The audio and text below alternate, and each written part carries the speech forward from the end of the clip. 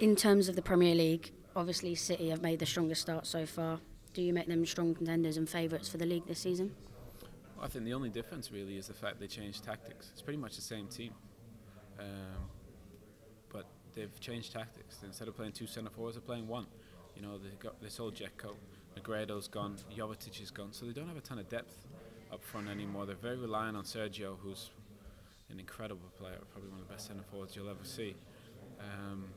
But there's not much change. It's just that, really, and that's been enough for them to have a terrific start. Sterling's a good addition. He gives them speed, and he penetrates in behind. Navas gives them natural width. So I think the emergence of, like I said, of Vincent Kompany back to that player that everybody is used to. I just think they've got great pieces of the puzzle, and I think Pellegrini, with the change of tactics, it suits the way Manchester City play. All the top teams now play with one centre forward. So moving on to United, they've obviously had a relatively slow start to the Premier League this season, but made some big signings. One that you obviously know quite well, Bastian Schweinsteiger. It was he admitted when he was younger at Bayern Munich he looked up to you as a midfield player. How does he rank amongst the top midfielders for you in the last decade?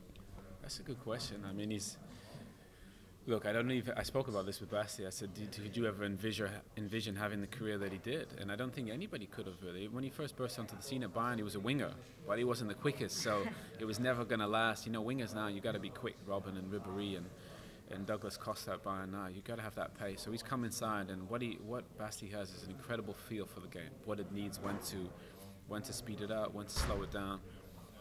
He's so intelligent on a football pitch, similar to David Silva. They don't play the same position, but I'm saying their feel for the game.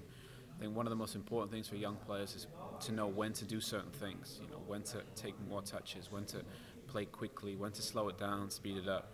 I think Basti does that as good as anybody. So his experience going into that team is going to be important, and he's going to be a great leader. He's a great guy for the younger guys to learn from, and he's had quite a bit of success in his career. So I think having that winning mentality around the team is great.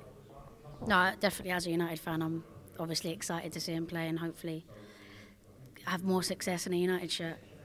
Just finally, obviously a quick word on Wayne Rooney. He broke Bobby Charlton's England goalscorer record last night. Do you think he is or will become England's greatest ever striker?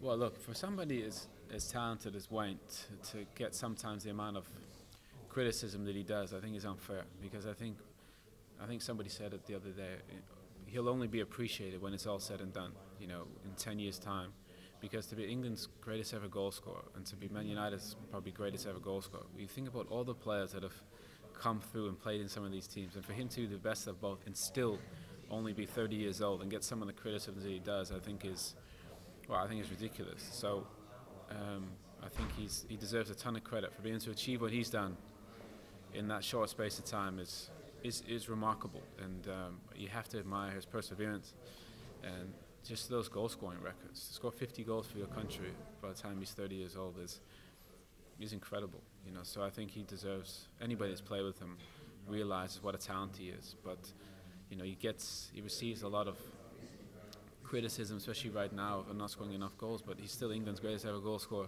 and probably Man United's too. So I think he's in pretty elite company.